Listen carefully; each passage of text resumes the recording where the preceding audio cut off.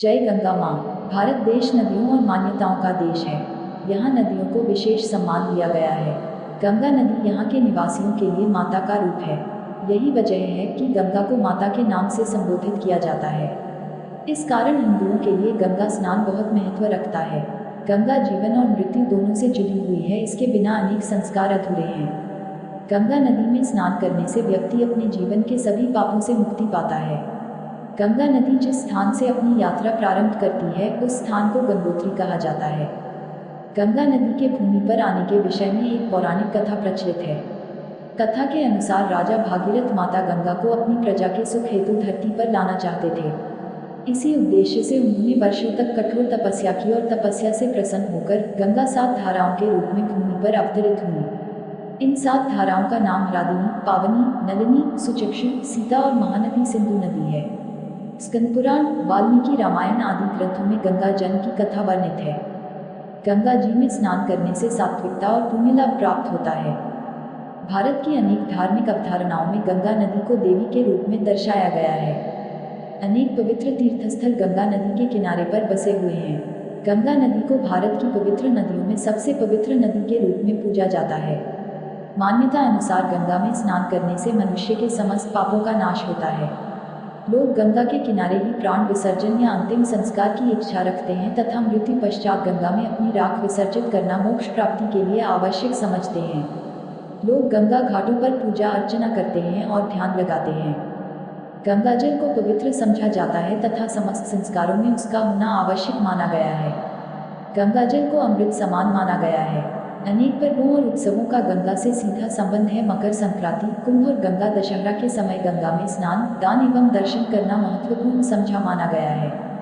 गंगा पर अनेक प्रसिद्ध मेलों का आयोजन किया जाता है। गंगा तीर्थ स्थल संपूर्ण भारत में सांस्कृतिक एकता स्थापित करता है। गंगा जी के अनेक भक्ति ग्रंथ लिखे गए हैं जिनमें श्री गंगा सहस्रनाम स्तोत्रम एवं गंगा आरती बहुत लोकप्रिय हैं। गंगा पूजन एवं स्नान से रिद्धि सिद्धि, यश सम्मान की प्राप्ति होती है तथा समस्त पापों का क्षय होता है। मान्यता है कि गंगा पूजन से मांगलिक दोष से ग्रसित जातकों को विशेष लाभ प्राप्त होता है। विधि विधान से गंगा पूजन करना अमोघ फलदायक होता है। गंगा स्नान करने से अशुभ ग्रहों का प्रभाव समाप्त होता है। अमावस्या दिन गंगा स्नान और पितरों के निमित्त तर्पण व पिंडदान करने से सद्गति प्राप्त होती है और यही शास्त्रीय विधान भी है। पुराणों में एक अन्य कथा अनुसार गंगा जी भगवान विष्णु के अंगूठे से निकली हैं, जिसका पृथ्वी पर अवतरण भागीरथ के प्रयास से कपिल मुनि के शाप द्वारा भस्मीकृत हुए राजा सगर के पुत्रों की अस्थियों का उद्धार करने के लिए हुआ था। इसी कारण गंगा का दूसरा नाम भागीरथ ही पड़ा। हिंदू धर्म में गंगा स्नान को बहुत ही महत्वपूर्ण माना जाता है। मान्यता है कि गंगा स्नान करने से व्यक्ति के सभी पाप धुल जाते हैं। क्या आप जानते हैं कि गंगा स्नान से न केवल आध्यात्मिक लाभ मिलता है बल्कि इसके वैज्ञानिक फायदे भी हैं। भगवान शिव की जटाओं से निकलने वाली गंगा जब हिमालय से होते हुए तराई क्षेत्रों में आती है तो इनका धार्मिक महत्व और अधिक बढ़ जाता है।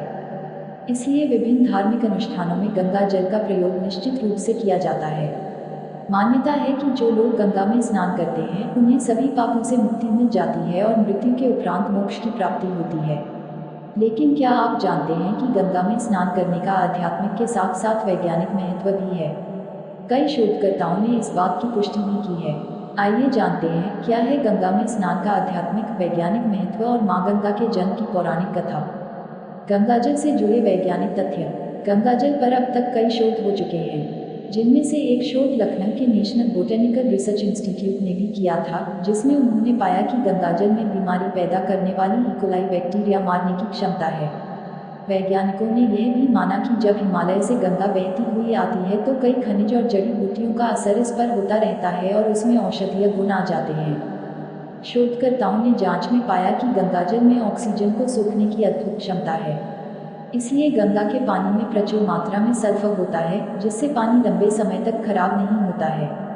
गंगा स्नान और गंगाजल पीने के पीछे भी वैज्ञानिकों ने कई प्रशिक्षण किए हैं, जिसमें उन्होंने पाया कि गंगाजल पीने से हैजा, प्लेग या मलेरिया जैसे रोग के खतरनाक कीटाणु नष्ट हो जाते हैं। गंगा स्नान का धार्मिक महत्व। माँ गंगा को मोक्षदायिनी के रूप में जाना जाता है। ऐसा इसलिए क्योंकि पौराणिक काल से यह मान्यता है कि गंगा में स्नान करने से सभी पापों का नाश हो जाता है और अनंत पुण्य की प्राप्ति होती है। विशेष दिन जैसे अमावस्या या पूर्णिमा तिथि के दिन गंगा जल में स्नान करने से साधक को देवी देवताओं का आशीर्वाद प्राप्त होता है। इसके साथ गंगा तट के किनारे श्राद्ध या तर्पण आदि करने से और पूर्वजों का आशीर्वाद मिलता है। प्रांतयोद्धा माँ गंगा के जन्म की कथा। धार्मिक मान्यताओं के अनुसार माँ गंगा का जन्म वैशाख शुक्ल पक्ष की सप्तमी तिथि के दिन हुआ था। वेद एवं पुराणों में माँ गंगा के जन्म से जुड़ी कई कथाएं प्रचलित हैं। वामन पुराण के अनुसार जब भगवान विष्णु वामन रूप अपनाया था तब उन्होंने एक पैर आकाश की ओर उठाया था।